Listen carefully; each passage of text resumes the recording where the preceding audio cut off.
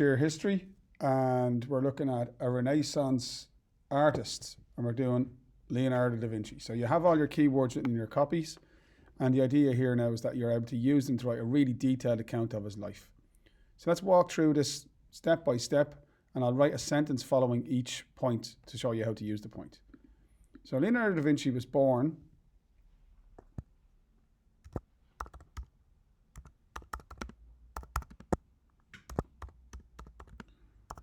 in the town of Vinci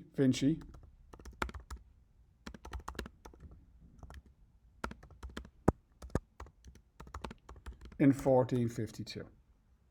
That's how you use that point, okay? And then Vinci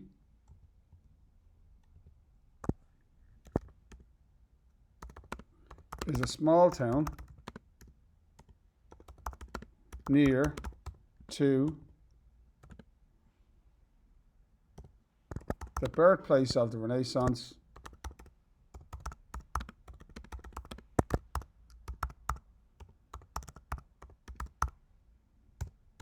which is the city of Florence. Misspell it there. Leonardo's parents were not married.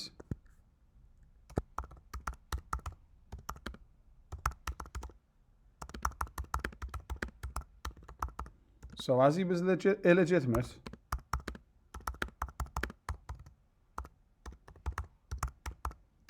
he could not take his father's name.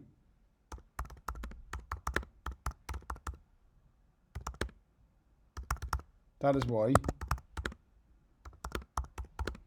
he was given the name of the town in which he was born. So Leonardo da Vinci, as I said to you in class, simply means Leonardo, that fella from Vinci.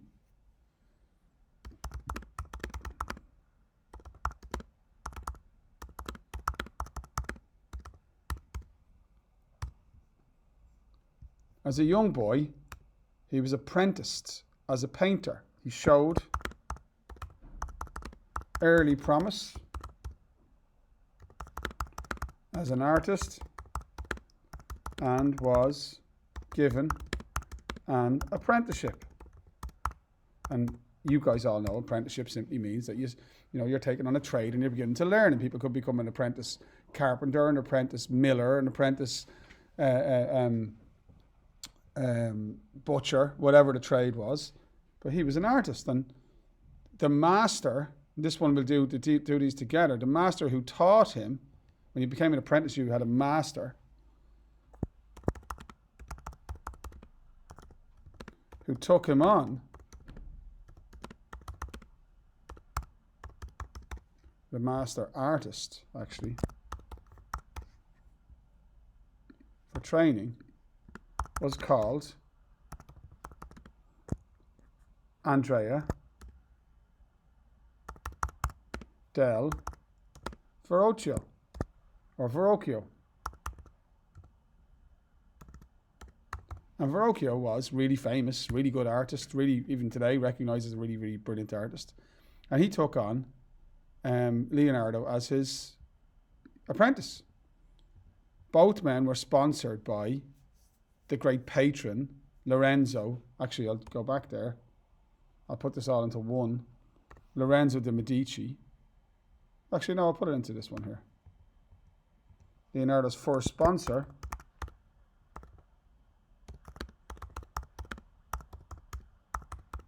or patron, that's the correct word. You know what that means?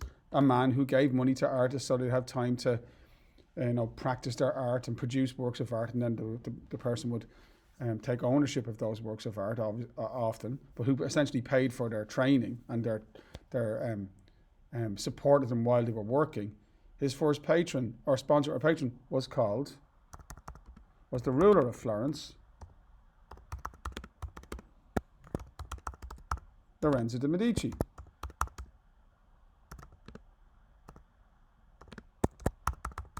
From a very famous Florentine family. And they were a very famous Florentine family, and they were bankers. Lorenzo's family made their money from banking. That's where the modern word bank comes from, the Italian for bench. So the first kind of money lenders worked in these town squares in Italy, where you can, if you needed to borrow money, or you went to the bench where the fellow with the money sat and loaned money at interest.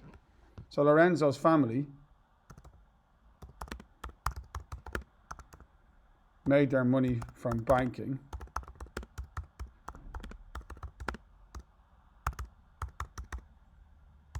and he was such a famous patron of the arts that he became known as, and his city of Florence became so beautiful under his leadership. Leonardo wasn't the only artist he sponsored.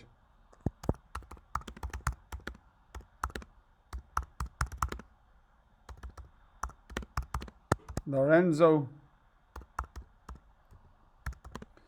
il Magnifico. Lorenzo the Magnificent. So he was really admired, really famous all over Italy. So Leonardo couldn't have had a better sponsor. Leonardo was a typical Renaissance artist in that his paintings were anatomically correct and realistic, because he studied anatomy.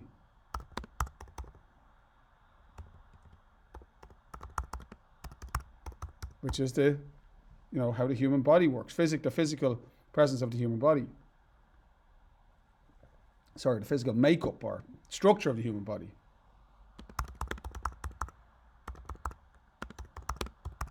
His paintings were realistic, in contrast to medieval paintings and medieval art.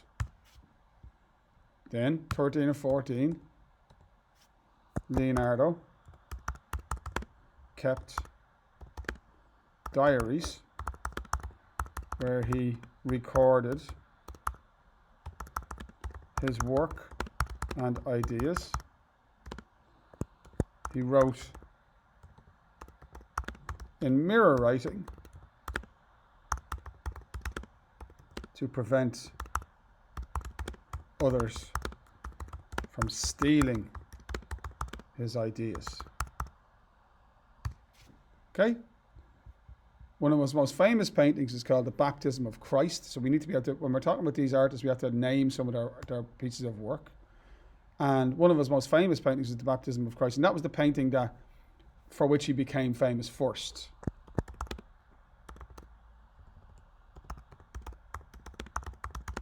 I'd say made his name. It was actually a painting by Del Verrocchio. And Leonardo only had to paint this angel in the background. I'll show it to you in class the next day. But even Verrocchio noticed that the piece of the painting that was painted by Leonardo was so much better than his, that he was able to see that, like, okay, whoever this kid is extraordinary and very talented.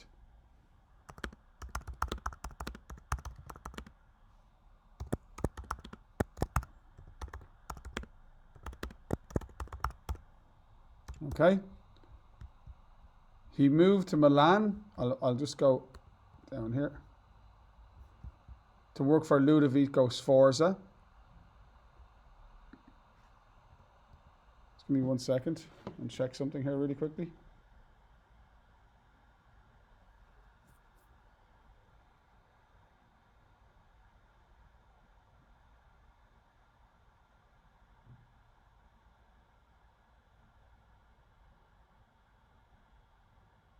Yeah. So in the 1490s,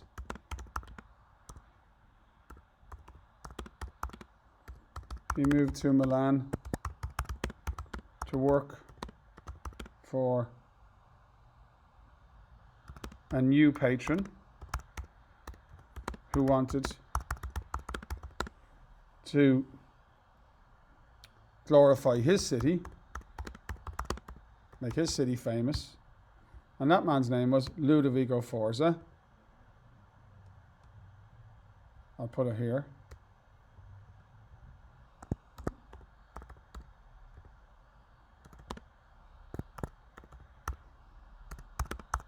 Was ambitious and wanted to make Milan the most beautiful city in Italy, where the city-states were rivals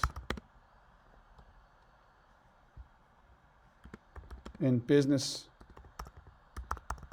and in terms of their civic pride. So our city is better than your city. We talked about, like, you signed the best player, so you can say you signed the best player. And then we have, the most famous piece of work that he produced in Milan,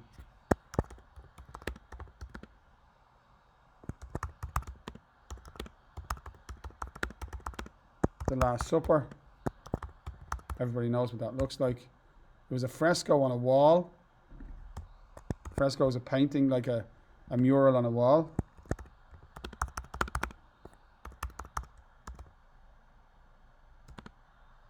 But Leonardo mixed the paints incorrectly, so the painting has faded over time.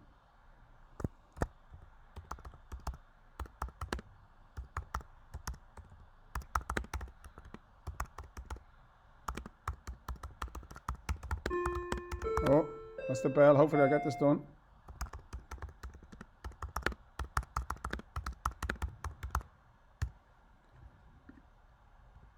The Last Supper demonstrated his command over perspective.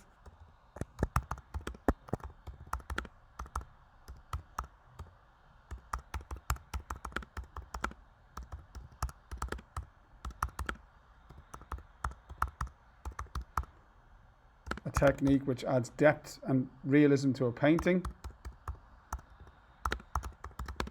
This is all stuff we need to know.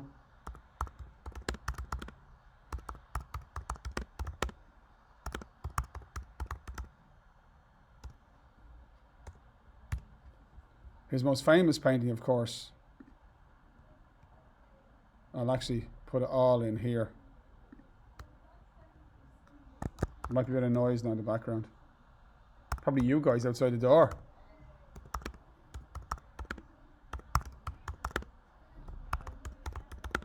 Was commissioned by.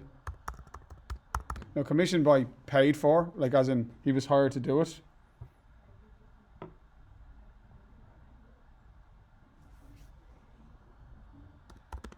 A merchant called Francesco del Gioconda.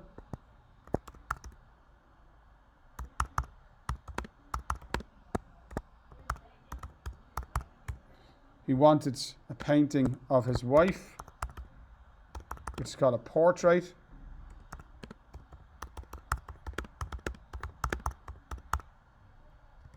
Her name was Lisa del Gioconda.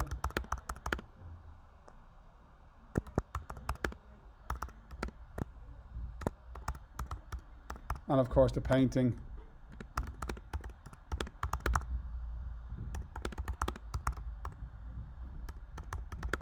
is known as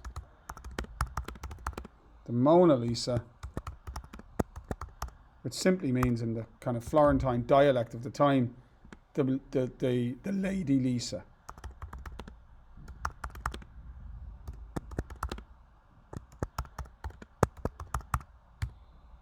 Okay.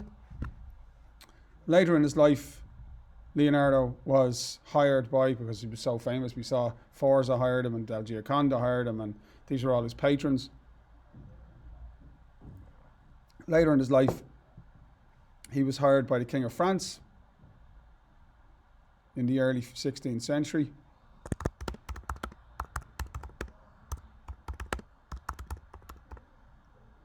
The early 1500s.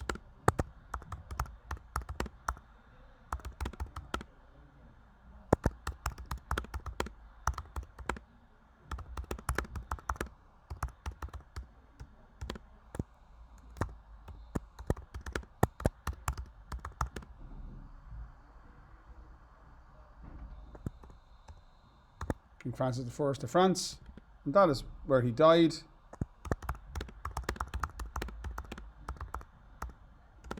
And that is why Mona Lisa is not in Florence, where you think it would be, because that's where he was from. And that is why the Mona Lisa is in the Louvre, a museum in Paris. Finally then, the last part can all come together. Leonardo died in 1519. He was